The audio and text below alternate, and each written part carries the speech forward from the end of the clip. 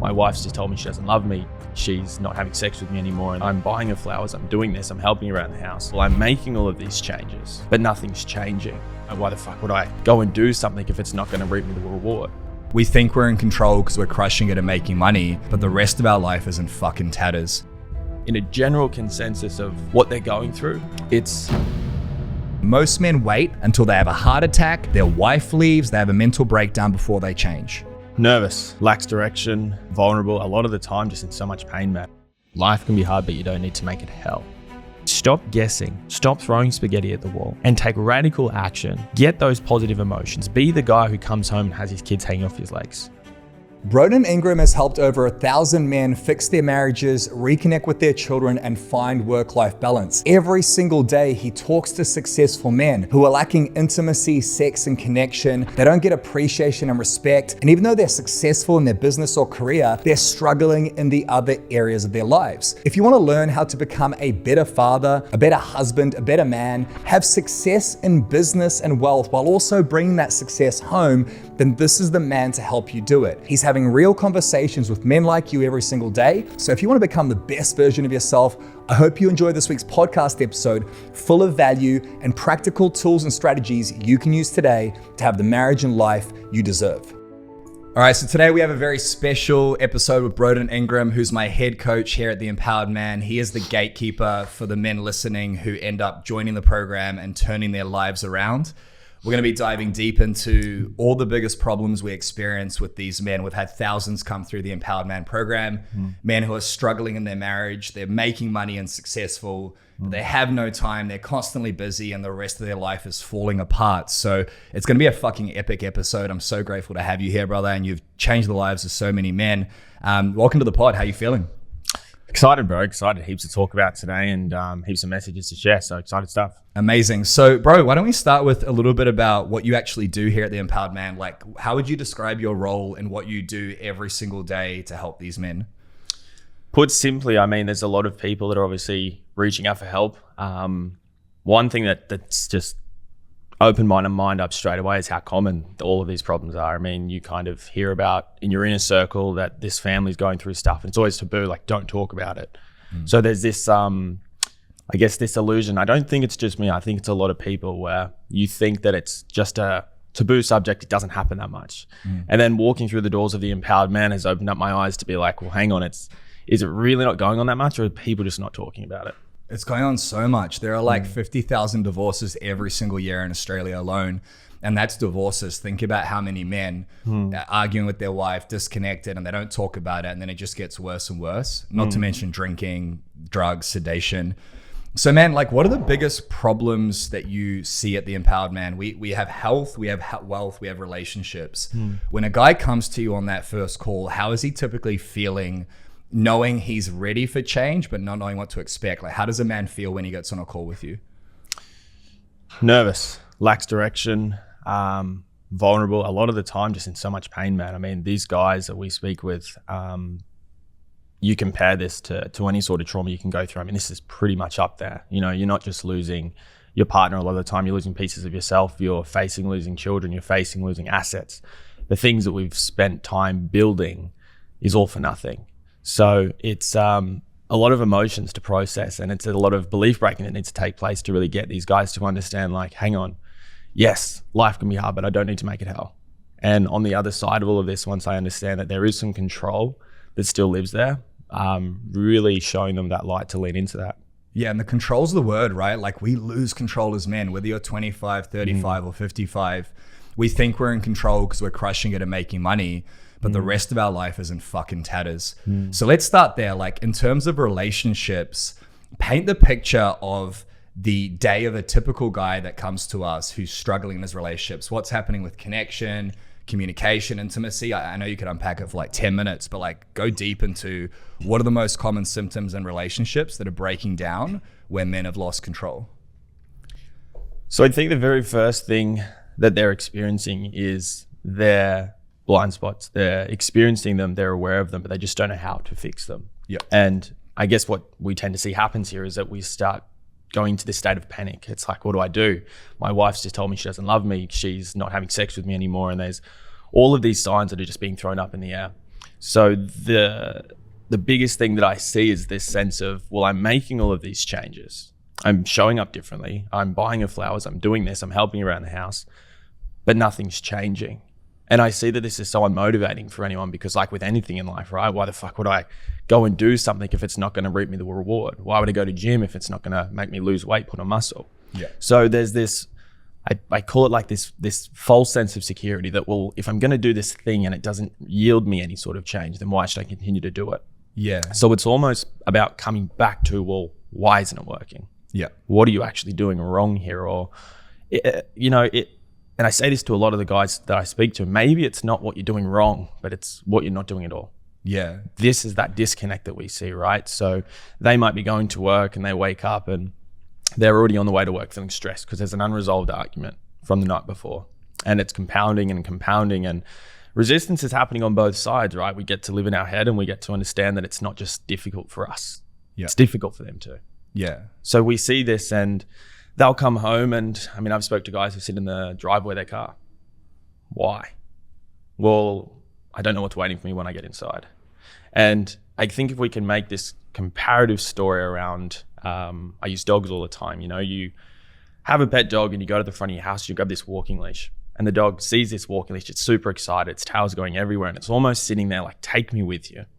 But then you might do something like run the bath water and the dog just has to hear that water hit the bath, man. And it's, see you later, I'm out of here. And it's terrified, it's shit scared under the bed, tail between its legs. And this is what we're creating for ourselves, for our relationship. We have these bath stories where we just need to get to that driveway and those negative emotions, they take over. It's like a button, we press play, the lump in the throat, the anxiety, it's the walking on eggshells. And we think that as a result of that it's going to continue to happen. And that thinking makes it continue to happen. We don't ever take that step back and realize, well, maybe if I show up differently, when I hear the water run, I don't think it's going to be a negative experience anymore. When I get into that driveway, I'm fucking excited. I can't wait to walk in. And we talk about those 1%ers, like you're probably going to come home from work every single day. And that one little interaction, walking through the door, if that's happening every single day, let's get good at it. Yeah. Let's make that like exciting. When you walk through, ask her about a day. What's her experience been? Like there's so many layers that we can unpack there. But I think in a general consensus of what they're going through, it's doing their best, but not knowing how. Yeah. And when that shows up in the relationship in the frame of like, they walk through that door, they're sitting outside for 10 minutes, 20 minutes because there's chaos at home and they don't have peace and it feels like a war zone. I want you to like give me the exact words that you hear, because a lot of guys listening probably know there's a problem, but they're waiting for somebody to explain it to them in a way where they go, fuck, that's me. So like an example I would use is like you walk through the door and your wife's angry at you because you came home late. Then you get into an argument about something stupid. Then you go to bed and you want to have sex. She doesn't want to have sex with you. So let's, I guess, start with the communication piece. What do you hear, like word for word, from men who are struggling? They walk through that door, communication's breaking down. What does that look like in terms of communication? And then we'll move to the other areas. Sure, man. So communication's a funny one because, I mean, you bring up a really awesome point there. The whole getting home late, you said you were going to be home at 7 at 7:30. Where were you? I mean, that is so common. And what I try and shift the perspective on this is that you're not really speaking to your partner anymore. You're speaking to her resentment. And you got to imagine, like, this is death by 1,000 cuts. This has been going on for 10, 15, 20 years.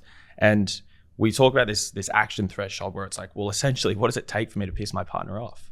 Maybe 20 years ago, you'd come home and, you know, you stood her up on a date and she canceled plans with her friends, and fair enough, be upset with me. But now it's at the point where if you come home and you've got a coffee in your hand and not a coffee in the other, how dare you? You selfish human being. Yeah. And this is that action threshold. We're not speaking to her anymore. We're speaking to this resentment. It wasn't the coffee that upset her. It was that was just permission for her to get that resentment off her chest. Yeah. So when we're talking about communication and why it's not working and why all of these things that we classify as little and petty and things from the past, they're not little, they're not petty, and they're not in the past. Yeah. They're big, they're just not big to you. Is that what you And hear it's from right these in front guys? of me. So Absolutely. okay, like you're hearing from these guys, she's upset at me because I didn't bring a coffee home or because I left the toilet seat up. Like, what are these men telling you on the call? Absolutely. And I guess the other side of this is it's not just them. Yeah. You know, how many times have we come home And we've been working our ass off, and we've got this entitlement story going on where, well, I'm the protector and provider, and therefore I need to make sure that when I walk to that front door, it's clean.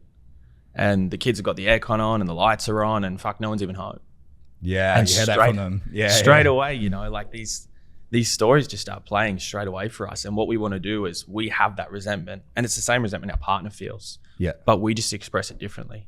Women aren't this masculine figure that want to lash out and spray. But when that happens to us, we can sometimes turn our family into this emotional punching bag where it's like, well, if I'm angry, you need to be angry too.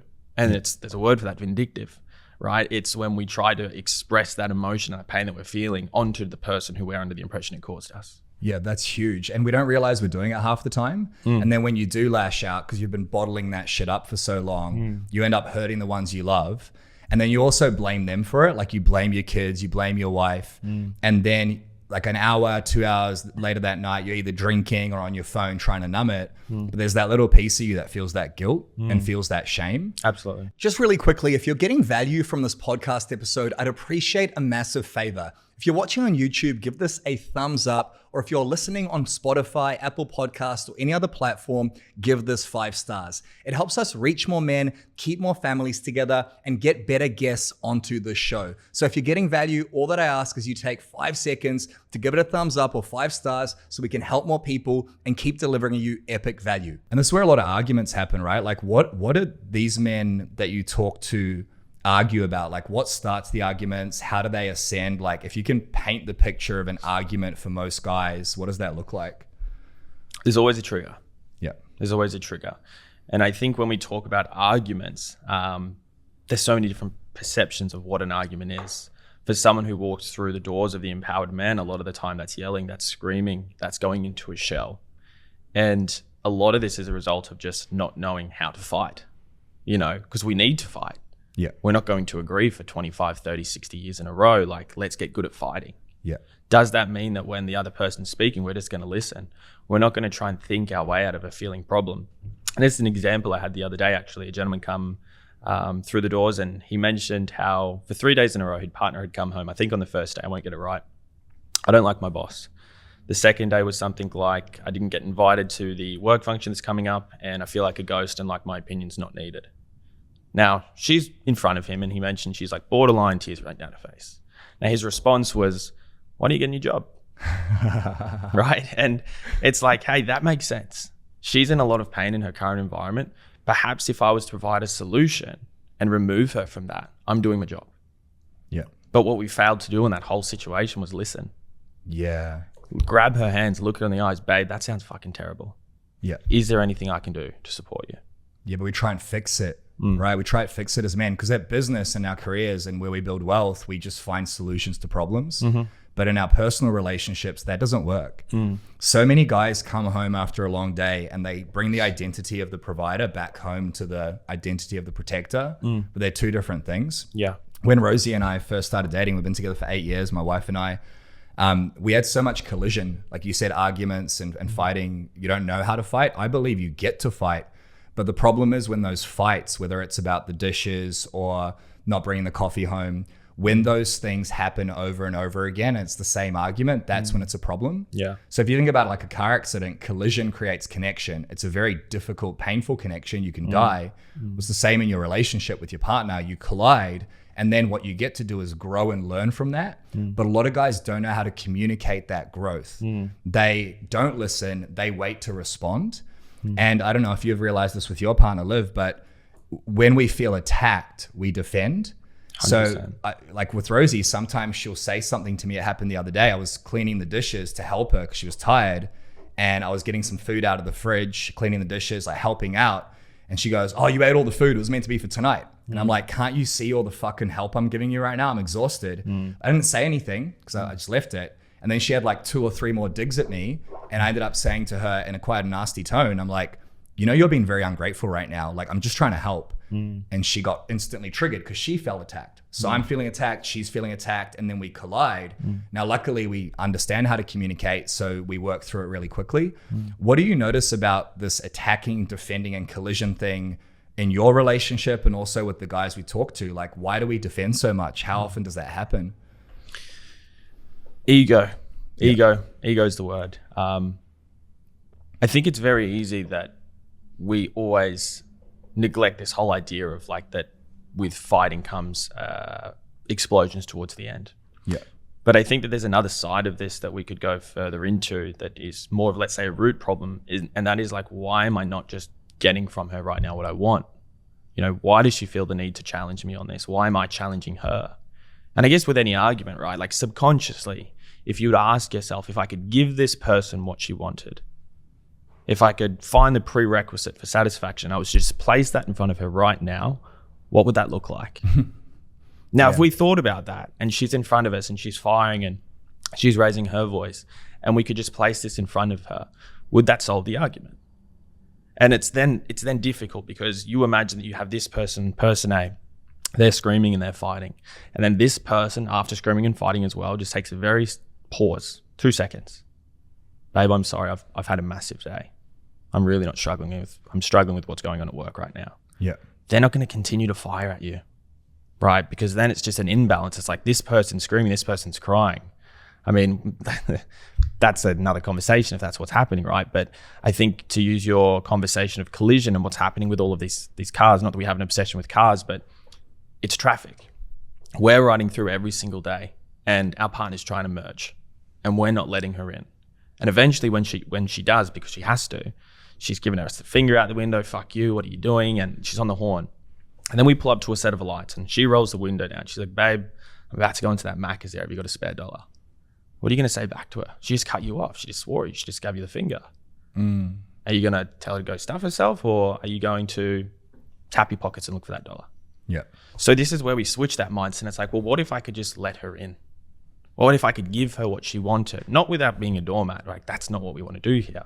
But what if I could let her in and then we get to that same set of lights and she rolls the window down? Maybe we'll get that $1.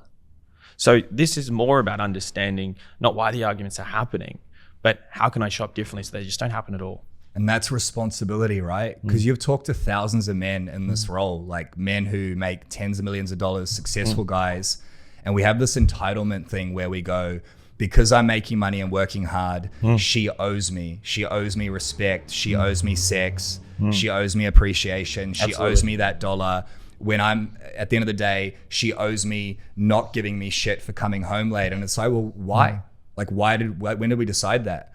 What you just shared about taking a step back in an argument and going, what is she not getting from me? That's radical responsibility. That's one of the principles we teach here at The Empowered Man. But it's so easy to play the blame game. Like, you are arguing with me, you're nagging me, you're annoying me, you're not giving me this, without actually looking in the mirror as a man and going, cool, maybe I'm not fucking stepping up here. And you and I both know if we are attacking and we're not letting them merge, it was such a good analogy, into the traffic that we're creating because we've got all this shit in our head, that also affects our intimacy, right? So a lot of guys we talk to, they haven't had sex in 6, 12, 18, 24 months. And maybe you've heard this quite a bit. They go, well, that's just the way it's supposed to be. I mean, I guess you're just not meant to have sex in relationships. What do you hear on a daily basis in the realm of intimacy, sex, and connection? Like, what's not working there, and what do you see these men or hear these men saying? I'll make an exclusion for the guys who they are the one who aren't feeling connected in that situation. But it goes both ways. But I mean, it's very consistent. Yeah. Are you having sex right now? Oh, God, no, it's been like 2-3 years. Wow, that's quite a long time, man. Yeah, I mean, it's, she's just not really that intimate. She never has been and blah, blah, blah. And I think when you start asking them, well, where did it stop? And they're like, oh, well, after the first kid. And so it's like, have you ever been told, I'm tired? Have you ever been told I got a headache? I'm sick. I'm not feeling well. Yeah. You have? All the fucking time. Right. Okay. So it's like, well, is she not an intimate person or does she just not feel connected to you? If we're disconnected outside of the bedroom, why should we be connected inside the bedroom? And this is so commonly known, well, to some people anyway, that this is why sex is so great at the start of a relationship. There's no anger. There's no resentment. There's no frustration. The only thing that changes between when you first meet someone and 20 years is time. So what's happened in that time? What's filled that space? And if it is anger and frustration and all of a sudden she's turned into this person who doesn't like intimacy, then maybe we need to hold up that mirror and ask ourselves why. Yeah. And it comes back to this idea of respect and appreciation, right? Absolutely. A woman is an emotional creature. Like some women, they're jackrabbits. They just want to fuck all the time. I haven't met too many, and my wife's not like that. My wife needs to feel supported. She needs to feel understood, and she needs to also respect and appreciate me for the work I'm doing in order to want to fuck me, right? Now, there have been times where we haven't had sex for a month or two, never more than that. And recently it's every week, more than once a week, probably the last 6 months. But back then I would blame her for not giving me the sex without putting that mirror up. Now she'll give me a blowjob while we're driving in the car, like best thing ever. If a guy is listening right now going, that's not possible, phenomenal, right? If she's tired, even if she's tired, she'll make the effort and let me have sex with her. And it's not like she doesn't want to, she just doesn't put as much effort in, but she's still there. There's a lot of guys who lack that and don't think that's possible. How does this tie into this idea of appreciation and respect? Because a lot of guys you talk to, they're stressed, they're triggered, and they're respected at work. They feel like they're in control. They come home, no communication, arguments, no sex. What does that do to the male ego? Like, what do you hear from men around this idea of appreciation, respect, admiration, desire? How does their wife look at them? Well, it's like, let's get you off the hamster wheel, man. Like at the moment, your life's a bit of a reoccurring event. Like when things are good, they're great. Yeah. But when they're bad, they're terrible. It's like World War III. So how do we get you off this hamster wheel? And a lot of it goes back to what I said at the start. Like if you're making all of these changes and you're being treated as the same guy who does nothing, then what you're doing is not working. Let's start there. Yeah. Right. So it's like, if we're able to have more control over what we're actually doing, but more direction, more clarity, then we could have the confidence to take those steps. So then it becomes, well, what's confidence? Is it that you're going to go to the grocery store with her tomorrow? And as you tap your card, which you've done for the last 15, 20 years, you're going to push the trolley back.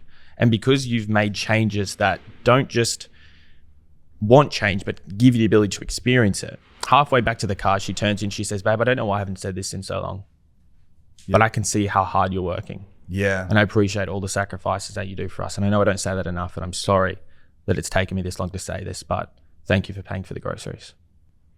That'd be insane. Like, do you have that lump in your throat where you feel like you're going to cry? I mean, that story I just gave you, that's a real story with one of our clients. He didn't feel like crying. He was trying to bite the inside of his gums and trying to smile in her face. But it's interesting, right? Because if we were to get more of that, what is that in its purest form? It's respect, it's appreciation, it's desire. Yeah. What do we want as men? That's what we want. Yeah. Now, in the absence of those things, how does that make us feel? Resentful. Terrible. I do this and you're ungrateful. I do this and I ask you to do this and you don't do that. Well, I'm going to throw that in your face. I'm going to throw in the face how hard I worked, how many hours I worked today. Yeah. How much I sweat, how much I don't want to be away from the family doing a FIFO job if that's what I'm doing. Yeah. So it's about picking your poison. Like, it's going to be hard to seek out that truth in terms of what you've got to provide to get that respect and appreciation. Yeah. But it's also going to be hard to do nothing. Yeah. But I think a lot of guys believe that they deserve respect and appreciation just for putting food on the table. And I wish that was the case, but it's 2024 and it's not. So what kills appreciation and respect? When you listen to these guys, they don't really get it because they say to you like, she's doing this and she's not giving me this and I'm working hard. I know for you, it's very clear why they're not getting appreciation and respect. But for someone listening right now who's lacking that from his partner, what are the things that kill it? Like, what's killing appreciation and respect? Wow, loaded question. Where do we start? I think number one is we're not getting what we want because we're not giving what we want. Yeah. You know, you don't feel respected and appreciated. When was the last time you just popped your phone open and sent your partner a text while she's at work? You know, the other day I was sharing this with you, and I'll share this now. I made a phone call to one of the florist companies in the shopping center. I was like, hey, do you guys deliver flowers? Yep, perfect. What flowers? Is she like, told them, dude, it took 2 minutes. But that experience that I created for Olivia, to just have her friends see that, to make her all giddy and to be appreciated in that sense. I mean, and it reflects, like, I got a text message back, like how grateful she was for that and how it was embarrassing. But we know that that's a smokescreen for really keep on doing that. Yeah. And, you know, I think if I wasn't to do that, but then I wanted the respect back, it becomes a one-sided story. Yeah. There's no two players here. It's a one-player game. Yeah. So then are we someone who's in control? Are we someone who's in a relationship? Or are we being a tyrant? Are we being the traffic controller? Are we being the foreman on the job site who's great at telling everyone what to do, but terrible at doing it on their own? Yeah, and I think we forget, right? Like at the beginning of a relationship, it's all sunshine and rainbows. You're fucking every day. You spend every minute together. You want to know about that person. You're finding out about them. You're whining and dining them. And then guess what happens? You have children. Your business grows. Your career progresses, and you get busier, which means you get imbalanced. So you go from all relationships to wealth, making money, working hard, providing, which is our job. That's our job, is to provide a life for our family. So then all this time goes into wealth. We sacrifice our health. We get more stressed. We get more triggered. We stop working out. We stop eating, which means we feel like shit. And then we put the wife and kids first, not in terms of care, in terms of do whatever they need help with. Then we resent them. And before you know it, we've stopped taking them on dates. We've stopped doing nice things like getting flowers. Like for the guys listening right now and the guys you talk to, when was the last time they intentionally gave something to their partner? It can be a nice message. It can be, I say to Rosie every night, babe, this dinner's amazing. Thank you so much. I say it every night. And she shared with me a few nights ago on date night. She's like, I really appreciate that you are so grateful for me cooking. It might seem minor, but it makes me feel like you actually see me. And I'm like, holy shit. Like what's stopping a guy coming home and she goes, you're home late again. And you go, you know what? You're right. And I keep doing it. And I'm fucking sorry. I can see dinner's on the table, it's cold, and I'm so sorry it's cold, but at the same time, I'm so grateful you made it for me. Thank you. I appreciate you. And you fucking mean it. And the kicker here is you do it with the expectation of nothing in return. Well, here's something that's really abrasive to ask yourself. Like, if you do something with the intention to get something back, you're not genuine, you're not kind, you're a fucking plotter. Right? That's just plain and simple. Yeah. And I mean, we see this in politics, we see this in war, but this is your relationship, man. Like, this is, you bring up a really good point there. Like the comments you're making about dinner, and then she turns around and says, thank you, that makes me be seen. This makes me feel hurt. For you, that was a blind spot. Now, you made a bet and it paid off in that example, right? But how many other things are going on that you don't know about that if you were doing, she'd be even more grateful for? Yeah. So unspoken expectations. Do you have an idea of your partner that you're in love with and not who she is in front of you? And if it is the case, then this is the gap. This is who she's showing up as, and this is who you want her to be. That gap's your disappointment. What would happen if we were to sit down and figure that stuff out? And it might be tough and it might be abrasive, but you make that commitment. When you sit down that we're not going to leave until we figure this out. And if it means it takes 2 minutes or when I'm going to disappear into another room because it gets a bit heated and you're not going to follow me and you're not going to continue to talk to me, but I promise you that I'm going to come back and finish this. And if you need to take that same space, then do it. But if we were to have these conversations and get aligned, figure it out. What is it that she wants that I don't know? What am I doing that she doesn't like that I also don't know about? And a lot of the time, what we don't know is because of that unsafe environment that we've created. Yep. You know, we spoke about this dog story before. It's like, is she not coming to you because for 20 years, every time she did, you gave her an excuse. You fired up. You got cranky. You pissed her off. You didn't listen. And then it's like, well, repetition plays its course. And it's like, is she going to keep doing that? So what happens is, well, no, we don't fight. False sense of security. Yeah. That's terrible, man. Why does she not feel comfortable coming to you to raise a problem? What have you done wrong there? So then what happens is that, well, our partner's still human. She doesn't communicate with you, but she still needs to talk now. So, well, I'm going to go for lunch with the girls on the weekend. Now your relationship's a community project. Now she's got Nancy and Beth and Margaret all talking about how great their partners, how they got flowers. And it's so disgusting to think about that, how this really happens. You know, there is people out there who have these relationship setups where blindly and unknowingly, they are putting their partners in their situations to feel that big. Yeah. Their friends are getting all of this stuff from their partners. Meanwhile, she's sitting there in silence, looking at the ground, overthinking. Now she can't even talk to her friends. So it's like, how do we just bring that back into our own house? How do we make an environment where that conversation can take place? Yeah. And if we start to have more and more of those conversations, what's the net profit of that? Yeah. If we can fix that, then that's a long-term game we can play. And if we don't fix it, that's what leads to divorce. My partner came home 8 years ago before Rosie, the one before that I was in love with. And she said, Tony, I don't love you anymore. Overnight, my relationship ended. And I thought things were okay. I'm making money, I'm providing. We don't argue. You're right. We stopped arguing. We used to argue all the fucking time. And then I did this. So many men say, this isn't fair. You're giving up on this relationship. It happened overnight. You should have given me warning, but we ignored the warning signs.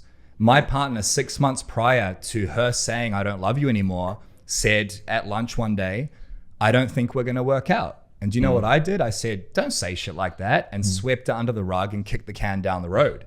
So I think for a lot of guys listening, like, we know that we have problems. If we're not having sex, if we're not feeling connected, if we are making our partner feel small, if we're arguing about stupid shit, if we're not appreciated or respected, those are massive, massive red flags and warning signs.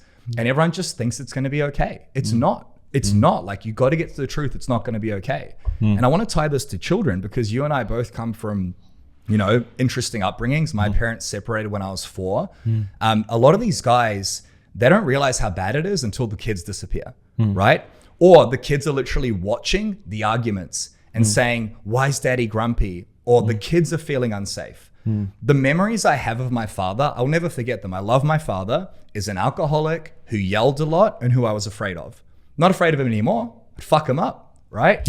But back in the day, I was terrified of my father. I was terrified of the arguments. And I started repeating the shit I saw my dad do towards my wife, towards my daughter. I'd yell at my daughter. I'm like, where the fuck does that come from? That's not me. That's my father. So for anyone going through all these relationship issues, how's that playing out for the children? What are the children seeing and hearing? The most common thing I hear, and I always ask this question, you know, kids feel energy too. What sort of effect is this having on them? And I would say the most common response I get is this. It's, well, that's one thing me and my partner are conscious of. And then it's followed by this. It's like, we try not to. So it's interesting, man. You know, like, we have these great intentions for ourselves. We're going to start doing all these great things. We want the relationships better. We want it to get to this destination. We don't want to argue in front of our kids. We don't want our dad, the pieces of him that we despise, that we neglect, to show up in ourselves. But all of this is happening. And this is where we make this, you know, the conversation go back to like the plan of things. If we don't have this plan, then we don't have anything. Because you might think of what your worst case scenario is. And you ask yourself, well, what am I doing every single day that's working to make sure that that doesn't happen? And man, that's a very small list. And then I go on the other side of that and I'm like, well, what about if I ask you the opposite? What are you doing every single day to make sure that that is exactly where you end up and what you get? I don't know if you've seen Shrek. He opens the scroll, it fucking hits the ground, it rolls out. Like, that's your list. Yeah. And this is where we talk about how it's not planned and it's not your fault, but it's just your responsibility to fix it. Yeah. So many guys who are 50, 60 years old, they're at a pub, they're respected there, they're appreciated there, but they're full of resentment and anger. They drink, talk about how much they hate their partner, talk the kids away, DVO this, DVO that. They never plan to be this guy. Yeah. It's that guy that has little over here and much over here, the scroll. Yeah. So I think it's more about tying it back to the identity. Yeah. And the identity is, well, I have to look through life through a slightly different lens here. Yeah. Because the lens that I've been looking through is what's put me here.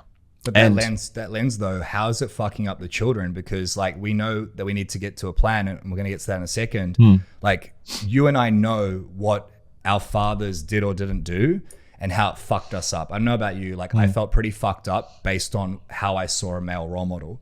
So let's say you're arguing in front of your kids, you're drinking in front of your kids, you're fucking fat, you're overweight, you're stressed all the time.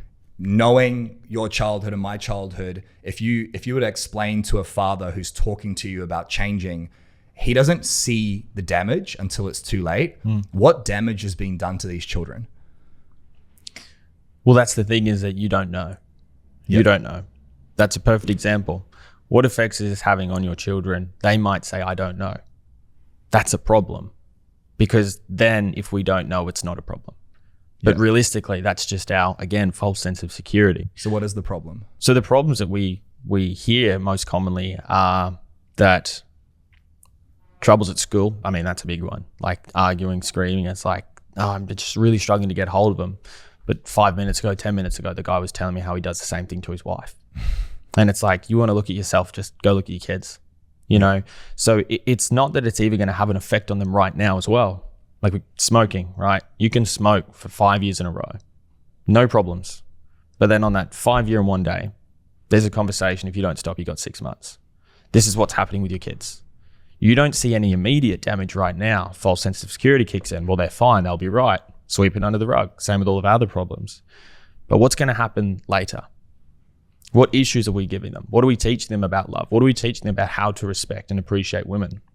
And this is where that whole blame game tends to come in with a lot of our, let's say, newly introduced clients. And it's like, well, my dad did this and I'm here because of dad, and he didn't show me how to shave and I cut myself and I'm pissed off at him for that. But it's like, are we really in a position to be upset at them, or do we be upset at their parents? And if that's the case, then we understand that this is where we are right now. We can break that. Yeah. Because our kids are looking up to us in ways that we don't even know. Yeah. Our kids and our partner, like, we're constantly being watched. Your wife is watching you, your children are watching you, your team is watching you, and they're building a perception of who you are. So your wife brings you something and you react and get angry. That builds the identity of he's that grumpy cunt. You yell at your kids. Dad's being grumpy again. You're angry at your team and your business. He's that stressed out guy again. I've done that with you. You're one of my team members. I've been a dickhead before. And we're constantly building this identity, and people don't forget the identity, and they don't believe you're going to change until they see it.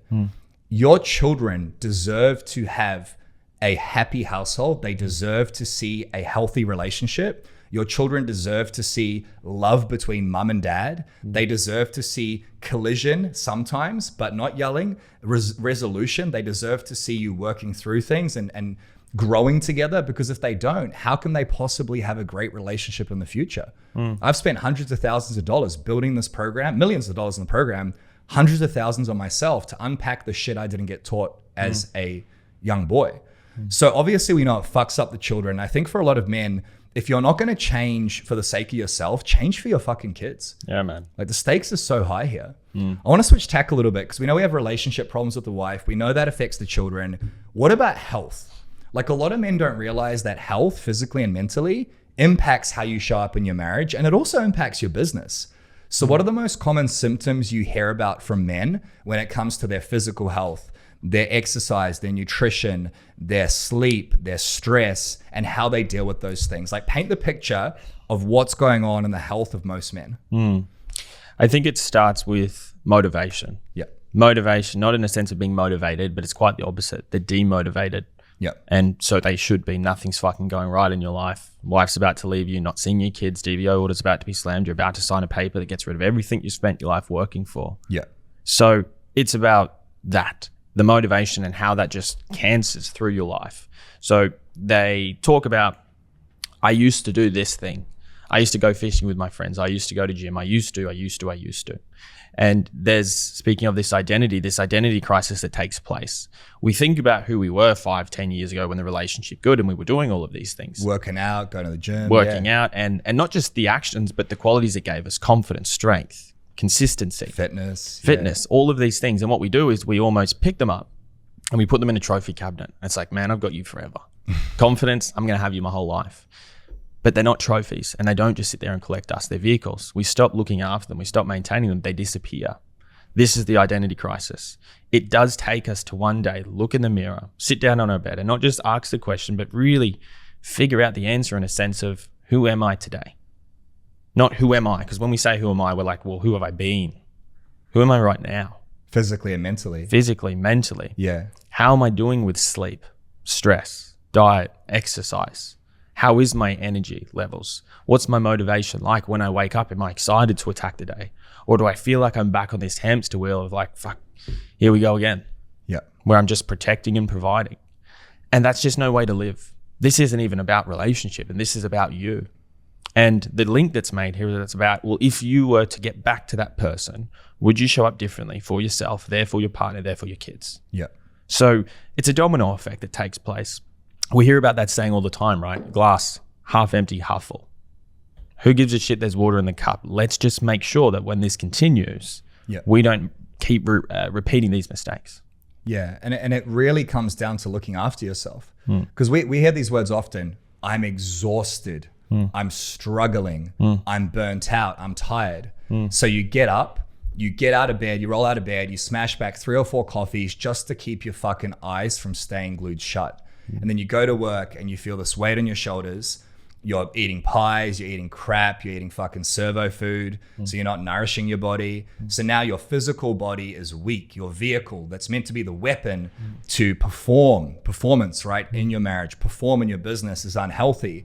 Then you wake up in the middle of the night, you can't fucking stop thinking about work. And it's this vicious hamster wheel and cycle And it's like, how can your marriage be healthy if you're not healthy? Not to mention the mental shit. Like, I'm sure you've heard a bunch of stuff from men about the thoughts that go through their head and they can't switch off and they're constantly just overthinking and, you know, they're negative, depressed, anxious. Like, how much mental health stuff do you hear about? What do you hear word for word from these men when it comes to their mind? Because fucking the body's important, but so is the mind, right?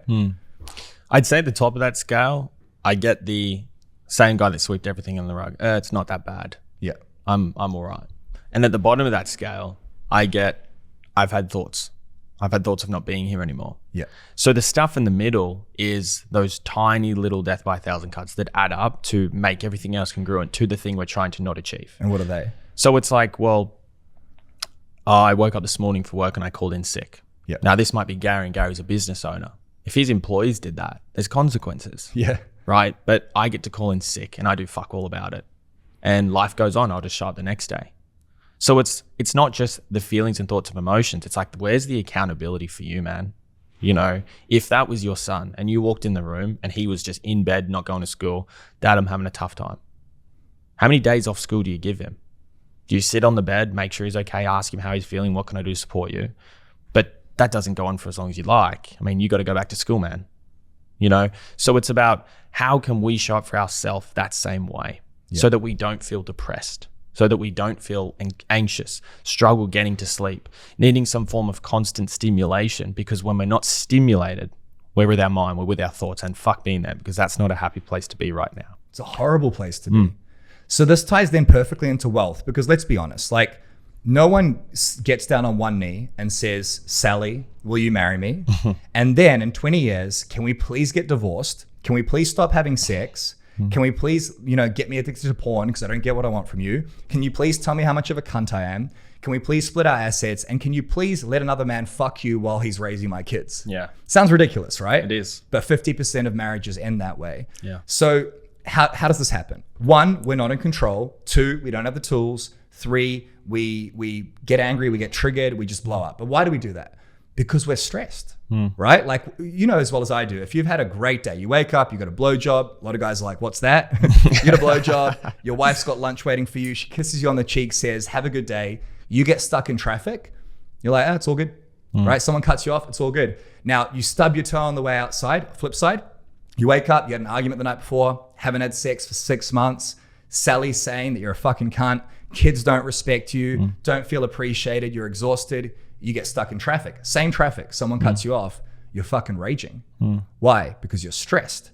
Now, stress doesn't just come from your relationship with your wife and kids, it comes from business. We work with a lot of high performers. Some of our clients make $100 million a year. We also have $100,000 employees, it doesn't matter. They're all working hard to provide. But talk to me about what you hear in the realm of business. Is it that they don't have time? Is it that they don't have good staff? Is it that they can't switch off? Is it that they feel the weight of the world on their shoulders? What are the exact sentences and words you hear from men when it comes to the realm of wealth and business? Like, what do you hear from these guys? I think it always starts at respect. Yeah. Because a lot of this, we can maintain a lot of stress. We're good at that. Yeah.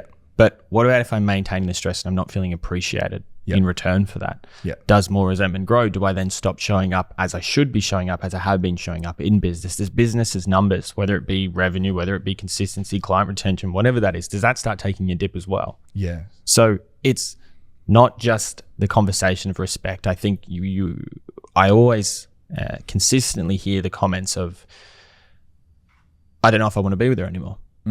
Because let's be honest, that's a thought that at once or twice has come across your mind. If your relationship's at that rock bottom stage, nothing's working, that's your confirmation bias of like, well, hey, here's an easy out. Yeah. But when it comes to business, right? Like, are you thinking about that while you're at work? Or at work, are you just like, fuck, there's so much to do. I have no time. I'm busy. Like, what's happening at work before you bring that home? Like, what are the work and wealth and stress issues there in terms of business? Oh, definitely. So like time management. Yeah. You know, we have so much on our plates, we'll procrastinate, we'll do nothing. Yeah. The stresses of employees. What happens if 2 call in sick? Do I need to step up? But I've also told her I've got a date night and I've also told her I'll be home by 7. Yeah. Right? So it's like, shit, panic sets in. Now, when that panic sets in and you don't have tools, you're just like a ticking time bomb, man. Yeah. Like, that's a stress. And then you're also going to come home that same night and almost expect it. Yeah. And when she gives you the slightest thing, it's like you've been boiling all day, boom, Yeah. Yeah. explosion. Yeah. As men, we explode because we feel this pressure in business, and business is war. Building wealth is war. I go to war every day to make money. And the way I do that is by adding value to the marketplace. So I have to deal with people calling in sick, people not doing their jobs properly. I got the fucking weight of the world on my shoulders. I feel this immense pressure to provide for my family. And I come home after a long day dealing with that pressure and stress. And guess what I'm met with? Chaos. The house is a mess, dishes in the sink, my kids screaming, my wife's upset at me. So this one place that gets to be a sanctuary of peace is fucking chaos. So now I've got chaos and pressure in the business, and I've got chaos and pressure at home. Where can I rest? Where can I have peace? The biggest thing that changed for me and Rosie is I had a conversation with her. And again, a lot of guys listening will be like, this sounds great. How the fuck do I fix it? We'll get to that in a second. If you're getting value from this podcast episode and you want to learn how you can have a better relationship, a better marriage, you can be a better father, husband, the man you know your family deserves, then it's very fucking hard to do that just by listening and getting fed information. Sure, this is valuable, but what's much more valuable is having a custom roadmap and a custom plan. And that's exactly what we do here at The Empowered Man. So if you want to learn how to fix your marriage, reconnect with your children, and find work-life balance, then that's exactly what we want to help you with. We'll help you make more money, working less hours, have that life you deserve by becoming unfuckwithable. Just tap the link down below in the description and go and book a coaching session with my Empowered Man team. On that session, we'll build your custom Empowered Man roadmap to fix your marriage, reconnect with your children, find work-life balance, and have the life you deserve. Click the link down below right now. Second. Because I had a conversation with her probably a year ago, and I told her, I'm like, babe, the reason that I come home like this, sometimes I'm stressed and triggered, is not because I'm a cunt. It's because I feel this huge obligation to provide for you. And all I need from you is just peace. Like, even if the house is a mess, I don't care. Like, just give me a smile. No matter how bad your day was, tell me how your day was. And we created that connection in there.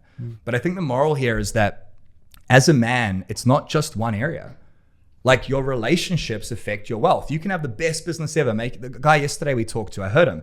Yeah, I'm buying a place, $1 million in cash. You know, I'm super successful. And it's like, yeah, but your marriage is fucked. So what's the point of being successful if you lose your wife and kids? So you have this great business, but your wife's cheating on you or won't have sex with you. Well, then your business gets affected. Or let's say you have a great marriage and you're having lots of sex and connected, but you can't provide. Your relationship gets affected. Or let's say your health is fucked and you have no energy and you get cancer. They all get affected. Health, wealth, relationships, you need all three. So we spent a lot of time unpacking the problems. I think a lot of men are going to relate to a lot of these problems. Why can't they fix it on their own? There are a few main reasons that you and I know about, but what's the first answer they tell you? Hey, look, like your marriage is fucked, you're not connected, you have no time, you're constantly stressed. You're clearly aware of the problem, Simon. So I guess I'm curious, like, why haven't you fixed it on your own? Why have you come to us as experts? What do you have from men? What's the first thing they say? I don't know how. I don't know how. And it's interesting, right? Because I think to use that story, you know, we've been speaking a lot about cards today. It is a little bit of being naively optimistic, because time has provided this safety net for you that this has been going on for so long. Nothing's happened. So if it goes on for an extra month, well, it's just going to keep happening. And well, I feel like I'm at rock bottom. But it's about sometimes understanding that rock bottom's got a basement. You just don't know it's there yet. It hasn't broken beneath you. And it's almost like you're driving in your car. And we've probably had this experience before. You might be driving, you look in your rearview mirror and there's a police car there. You see the lights and you're like, man, is that going to turn on? And you're driving and you take a left and it follows you and you're like, fuck, panic, anxiety. You know, is it going to pull me over? Now, maybe not so much. If you don't have your seatbelt on, then it's like heightened. It's like, now there's consequences. So it's like, we feel like we're in the car. We've got police behind us, but we're not drinking. We've got our seatbelt on, brand new car. Nothing's wrong with it. I'll just keep driving. But we can't see the taillights out the back. And then we see the lights turn on. Babe, I don't know if I'm in love with you anymore. Panic, anxiety, stress, everything takes over us. So I think it's that naively optimistic approach that we take to this, where we struggle to make those connections, to understand that this can be fixed, but I'm unaware of why and how. So you're saying that we know there's a problem, we know that it can be fixed, but we just don't know how, right? Exactly right. And then probably another part of that, with the analogy you used about the police car, is we think it will be okay. Like, we tell ourselves things will be okay. And you almost have to tell yourself as a man today, even if things are okay in your relationship, if I don't become the best version of myself, she's going to leave. Like, tell yourself that, believe that, because if you believe it, it's going to make you work much harder. How many men come to us when it's too late? Like, we've had guys who it is too late, the wife's moved out, they're back in the house after 8 weeks. It happens all the time. But a lot of guys wait until the wife says, I don't love you anymore. It takes the kids until they change. You don't need to wait. So not knowing what to do is one thing. I've experienced a lot with men. They do the wrong things. So like not knocking marriage counseling or therapy, it has its place, but I find that it just opens a lot of wounds for people. Definitely. So the way we coach compared to counseling is very different. We're with you every single day, 168 hours a week, 24 hours a day, 7 days a week. Marriage counseling, what I hear from a lot of guys is, went to this counselor. She just told me all the things I was doing wrong. My wife was nodding and smiling and agreeing. I felt like a piece of shit. We brought up all the shit from the past. We leave after an hour. We're not even done yet. There's heaps of shit to unpack. Sorry, time's up. See you in 2 weeks. And then for 2 weeks, those wounds are open and shit's even worse. What is your perspective on marriage counseling and therapy? And you hear a lot of guys who have gone to it, it hasn't worked. What's your perspective on it? Like, walk me through that.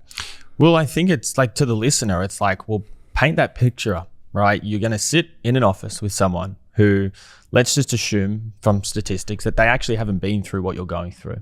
Yeah. You know, our whole team here has their own story. We've had people who've been through divorce, who've been through separation, who know what it's like to come home, have no clothes in that cupboard, have a letter on the bed, and feel that sinking stomach feeling. So it's like, you're going to sit in a room with someone who's just going to read from a textbook. They're going to open up all of these problems, and one person's got to be wrong, because they're not going to play both sides. Someone has to be at fault. So now it's a situation where one of you or both of you are already terrible when it comes to pressure. You get attacked, you get defensive, you put walls up, you shut down, you become more agitated. But now it's 2 versus 1. So what happens to that? Does it amplify? Then it becomes too much. Now let's say it's you. You've got 2 people. You've got your partner and this complete stranger telling you what's wrong with you.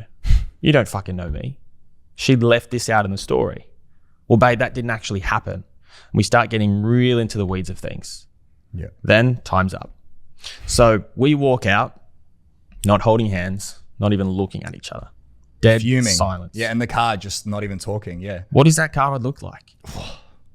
Right? Like, is it, we're sitting in, babe, that was a great session. I feel so much better when I walk in. Let's fuck. Let's go home. You know, it's not that. No. And I think that this is where we talk about throwing spaghetti at the wall.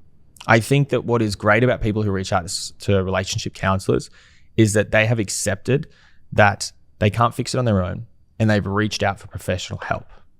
It is just about making sure that the help that you get is actually going to move the needle in your relationship. Yeah. So it's like, I've tried everything. Hasn't worked. I'll reach out or get help. Then that's made it bad. Then that's made it worse. What does that do to their perception of what professional help looks like? That's what I see. I get people who have come from relationship counselors and they're skeptical, man. It's like, well, I've done something like this. I think it's the same. Well, what happens if that same thing happens? Is it just going to be the exact same process, the exact same outcome? So there is a difficult conversation need to be had around that. Well, this is what you've done in the past. This is what you need to do. And a lot of it comes down to those tools. And confidence won't come from anything we say or anything they do. It'll come from their partner. Hey man, this is the very first thing I want you to do. Go home, go to Officeworks on the way home. You've been together for 10 years. Print out 50 pictures. Buy a scrapbook, $3. Buy a glue stick, $1. And go roll a picnic blanket out. Take it to the beach and rewrite the rules of the game.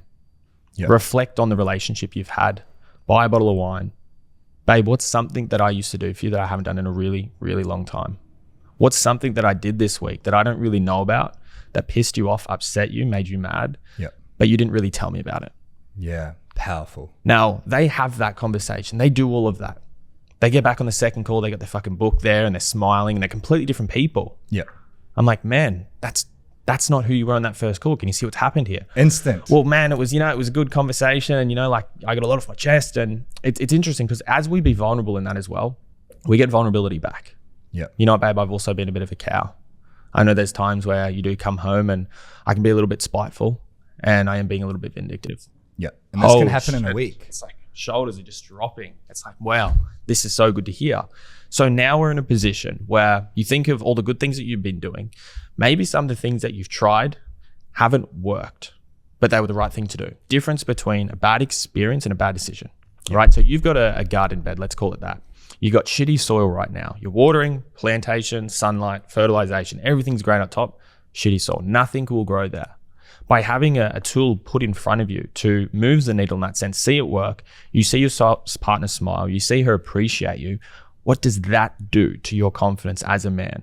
When I provide step 2 in you, are you going to withhold on that? You're going to do everything we fucking tell you to do. But that's the difference, because I think a lot of guys don't realize we help men who are on the brink of divorce or wife has left fix it in 14 days, 21 days, 30 days, sometimes 6 months, but it doesn't matter. Our success rate is fucking insane. But the reason it's insane is because 1, men don't know what to do, right? So they lack a plan. 2, they try and fix it, but they do things like marriage counseling, which doesn't really give you a plan. Some of them do, but it's very fucking rare. There's no guarantee. You see them once a week or once a fortnight or once a month.